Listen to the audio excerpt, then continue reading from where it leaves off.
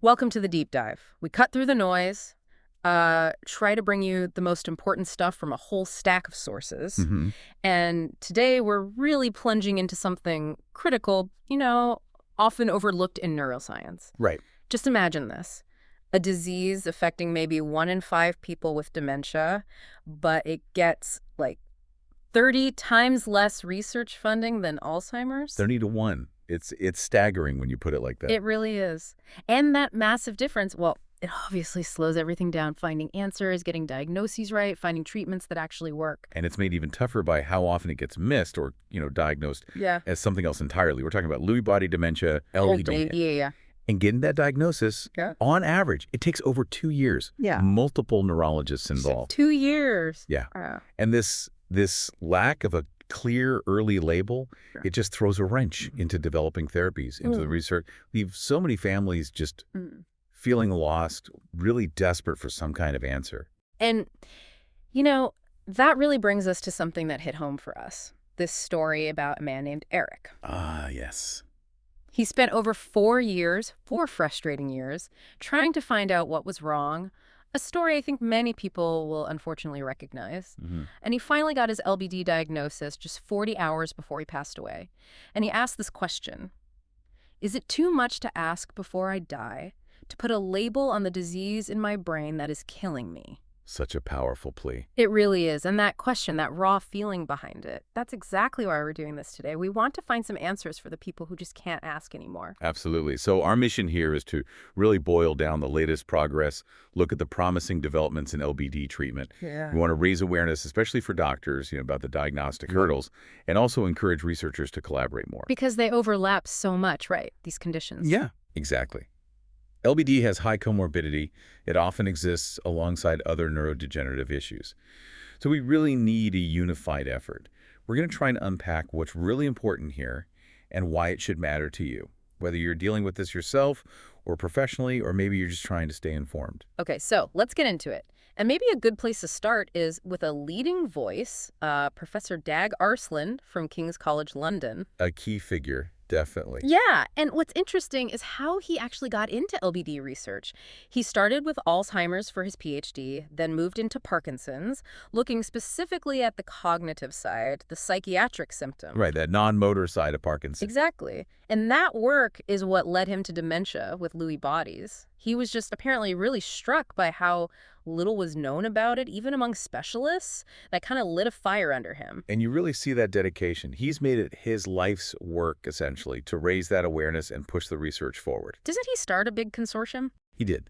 In 2015, he established the European DLB Consortium. And now, it's got the world's largest database, over 1,000 Lewy body patients. Wow, that's huge. It's invaluable data. Plus, he's also really committed to looking at healthy brain aging, prevention.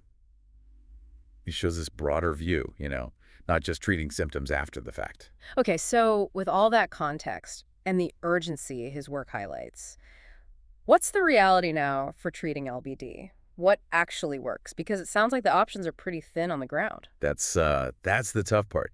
Right now, the only thing with what we call level 1 evidence, the really strong, conclusive proof from big trials, is for cholinesterase inhibitors. Okay, what do they do exactly? They basically boost a key chemical messenger in the brain, one that's crucial for memory and thinking. They have shown some effect in slowing down cognitive decline in LBD. Okay, some effect. But what about other things, like the psychosis, the hallucinations? That can be so awful. Yeah, for those symptoms, unfortunately, we don't have other approved drugs backed by that same high level of evidence specifically for LBD. It's a major gap. So we often hear LBD and Parkinson's disease dementia, PDD, talked about together. Why is that? Is the connection strong enough to affect treatment ideas? Oh, definitely. The connection is very strong. Both LBD and PDD fall under the umbrella of alpha-synucleinopathies. Alpha-synucleinopathies. Right, which just means they both involve this abnormal protein, alpha-synuclein, clumping up in the brain and causing trouble. Misfolded proteins disrupting things. So because the underlying problem is similar. Exactly. What works for one might well work for the other, or at least be relevant. For PDD, rivastigmine, which is another cholinesterase inhibitor, also has that level 1 evidence. Okay.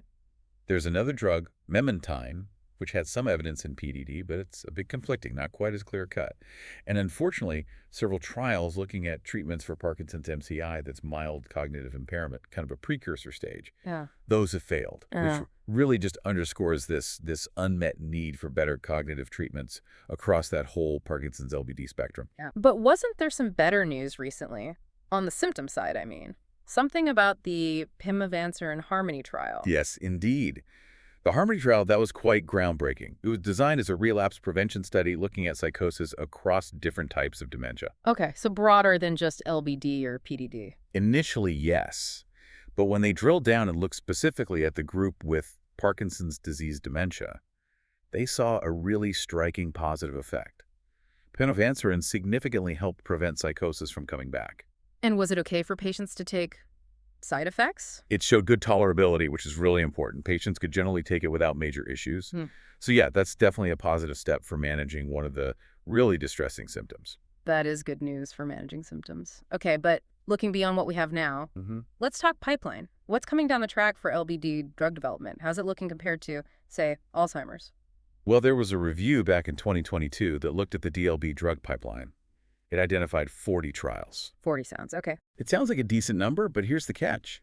Very few were in phase 3. Ah, the big final stage before approval. Exactly. And if you compare that number, 40 trials overall, with the sheer volume of trials for Alzheimer's and even Parkinson's, it's significantly lower. So it's not just about the funding gap we mentioned earlier, it's also fewer shots on goal in the late stages. Precisely. It's a stark reality check. Yeah. Fewer phase 3 trials mean that, despite some growing interest, getting new, widely available treatments specifically approved for LBD is still, well, quite far off. It really highlights why we need more investment, more focused research, faster. That does sound a bit grim, but you mentioned growing interest. Is there any kind of positive trend, maybe, in the last few years? Yes, absolutely. That's the encouraging part. The actual number of LBD trials has been increasing over the last 5 years or so. Okay, so momentum is building, at least. It is. It indicates a positive development, more focus on the field. So while we started behind, things are picking up pace. Okay, so how can we speed things up even more? I've heard about using repurposed drugs, taking drugs approved for something else and trying them for LBD. Why is that such an attractive idea? Oh, it's incredibly appealing for conditions like LBD. The main reason is safety. Because we already know they're generally safe in humans. Exactly. They have established safety profiles from their original use. We have data on side effects, dosages, that makes it much, much easier and, frankly, cheaper to move them into later stage trials for a new condition like LBD. It's like skipping some steps, almost. In a way, yes. It's a smart strategy, kind of like hitting fast forward on parts of the development process. There's a group, the Renewal Group, doing great work here. They systematically went through looking for promising candidates. Any examples? Yeah, they flagged several, like ambroxol, that's actually cough medicine in some places, nilotinib, liraglutide, a diabetes drug, metformin, another diabetes drug, and IL-2, an immune system-related drug. And are these just ideas, or are they actually being tested? Many of them are now in trials, which is fantastic.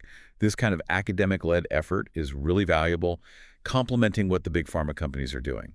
It's a clever way to leverage what we already know. Okay, so let's fast forward to now, 2025. Is that increased activity showing up in the actual trial numbers? Yes, definitely. The latest count shows that increased activity pretty clearly.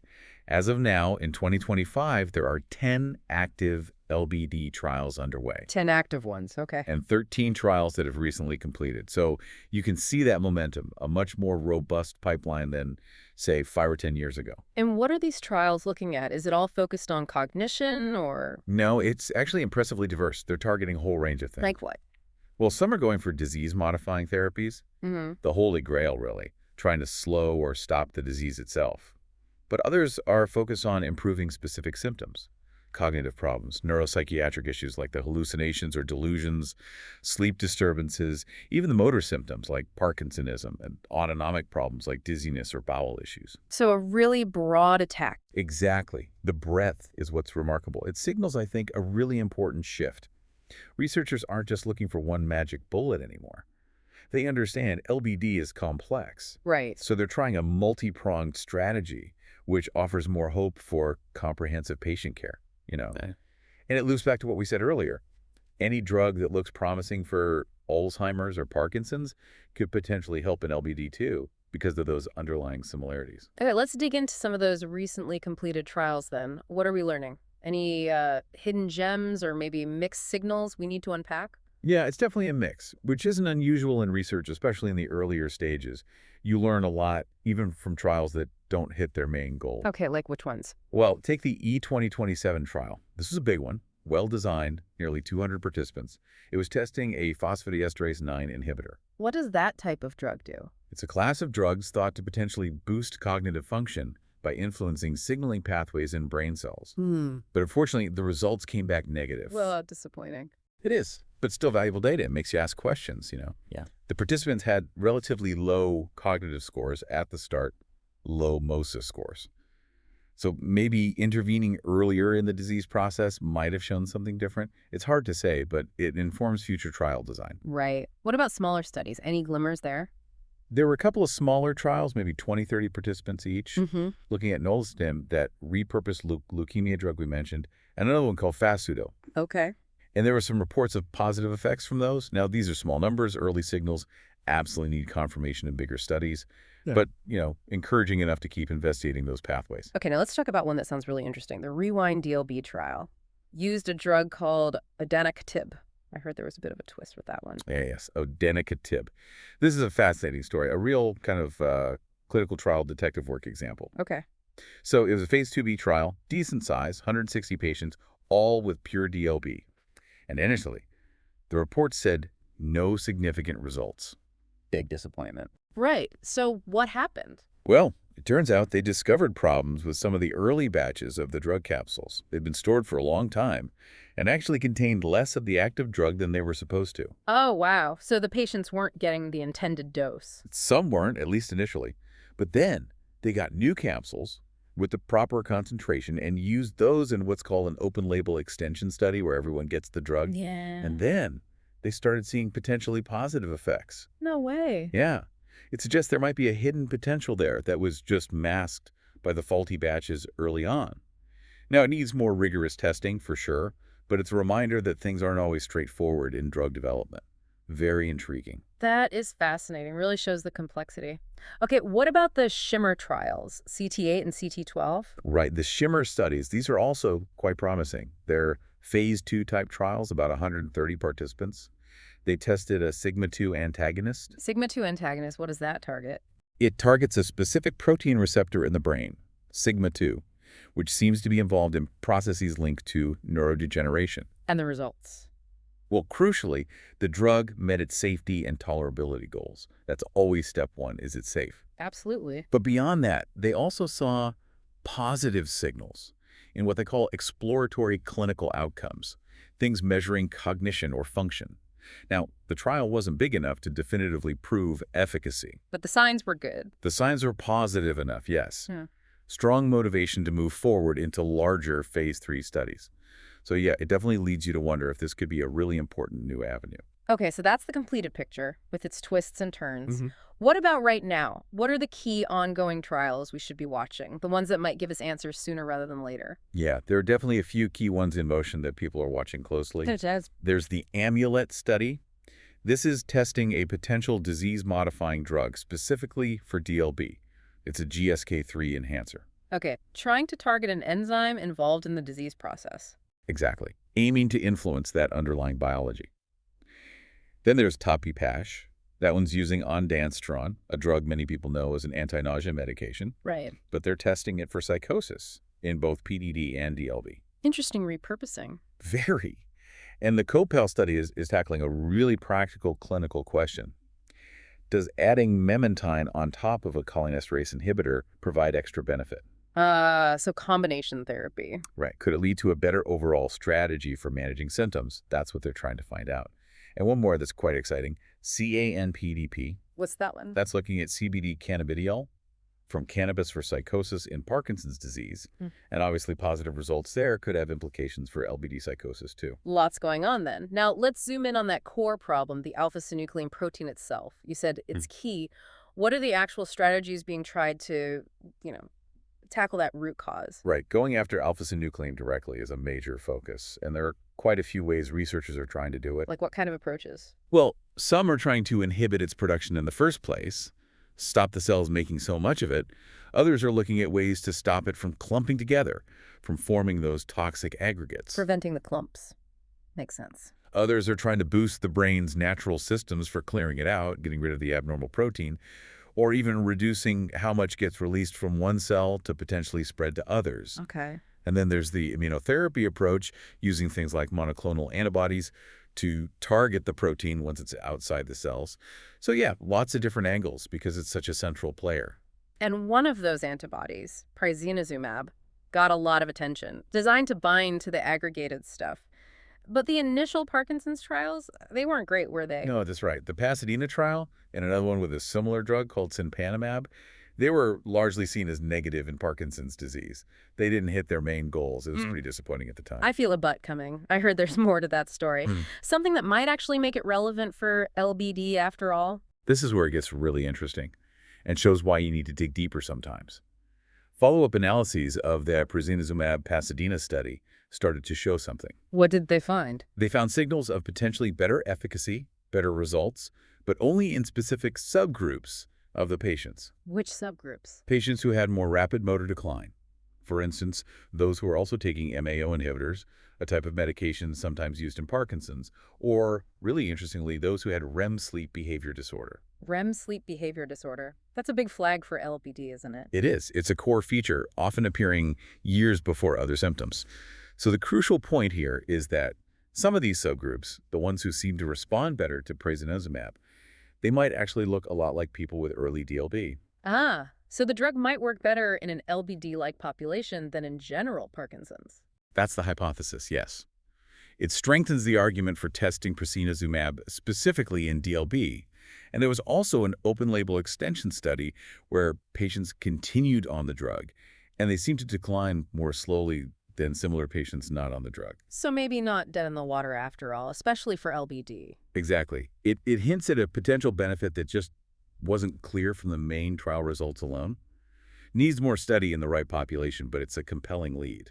Okay, so that's the drug side. What about things beyond drugs, non-pharmacological approaches? Is anything looking promising there for LBD, something maybe to use alongside medication? Yeah, absolutely. We shouldn't forget non-drug therapies. One that's getting some attention is transcranial cortical stimulation, or TCS. Brain stimulation, how does that work? It uses magnetic pulses or electrical currents applied to the scalp to stimulate specific brain areas. There was a small study out of Italy, only 14 patients, so we need to be cautious. Sure, small number. But it showed positive results on cognitive functioning in LBD patients. And why might that be particularly relevant for LBD?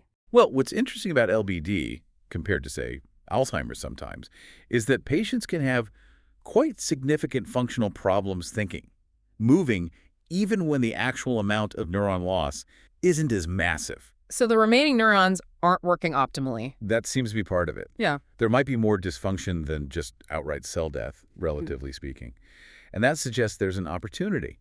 If you can stimulate those remaining neurons, those synaptic connections, maybe you can boost their function and get a real clinical improvement. Leveraging the brain's existing network. Exactly. Tapping into the brain's plasticity. It's a really interesting area to watch, definitely. This all seems to be pointing towards a future vision, doesn't it? Precision medicine, using biomarkers, what's happening there, what breakthroughs could really change the game for diagnosing and treating LBD, getting past those struggles we talked about at the start. All the developments in diagnostic biomarkers are, frankly, revolutionary for the field. It's a massive step forward. What kind of tests are we talking about? The big ones right now are the new seeding amplification assays, or SAAs, for alpha-synucleinopathies, especially the CSF SAA. CSF, that's cerebrospinal fluid, spinal fluid. That's right. For the first time, we have tests that can reliably detect the presence of those abnormal, misfolded alpha-synuclein proteins directly in a patient's spinal fluid while they're alive. So you can confirm the underlying pathology, not just guess based on symptoms. Precisely. It's a biological confirmation. This is a huge leap from relying solely on clinical symptoms, which, as we know, can overlap and be really tricky to diagnose accurately, especially early on. So let's bring this home. What does all this mean for you, the person listening? How do these diagnostic advances translate into better treatment down the road, that more precise future? Right, zooming out, it fundamentally changes the whole approach. Yeah. We can start envisioning a future where patients aren't just diagnosed with dementia or even just LBD. They can be stratified, grouped, based on their specific biological profile revealed by these biomarkers. Do they have alpha-synuclein pathology? Do they also have Alzheimer's pathology, like amyloid plaques? Because that happens too, right? Mixed pathologies? Very often, yes. So understanding that specific biological signature allows for much more targeted therapies. Instead of trying one drug on everyone with LBD symptoms, you might give an anti-synuclein drug only to those confirmed to have synuclein pathology. A personalized approach. Exactly. Precision medicine. And that significantly increases the chances of seeing positive results, both in clinical trials because you're testing the drug in the right people, and crucially, in the clinic for individual patients. It's a paradigm shift, moving away from one-size-fits-all towards care that's much more tailored and, hopefully, much more effective. Okay, so let's try and wrap up this deep dive. The key takeaways seem to be LBV, still hugely under-resourced, no doubt about it. Definitely. But there is a real surge in research activity now, which is encouraging. Yes, clear momentum. We're seeing promising signals from some recent trials like Shimmer, maybe even new potential in drugs like odenacatab or prasinezumab when you look closely at the data. Right. Those nuances are important. And maybe most importantly, these new diagnostic tools, those alpha-synuclein SAA tests, are really changing the landscape. Yeah. Paving the way for more precise diagnosis and ultimately treatment, moving us closer to answers for people like Eric. Absolutely. Which really brings us to the final thought for you, the listener. What does this all mean for you? Yeah. How might these advances, especially this shift towards diagnosing based on biology, on biomarkers, and tailoring treatments, how might that change things for neurodegenerative diseases overall? How soon might we actually see truly individualized treatment plans, moving past that one-size-fits-all approach to brain health? And maybe what role can understanding all these complex pieces play, in advocating for ourselves or for our loved ones as we navigate this rapidly evolving medical world, pushing for that precise, timely care that everyone really deserves? Something to think about.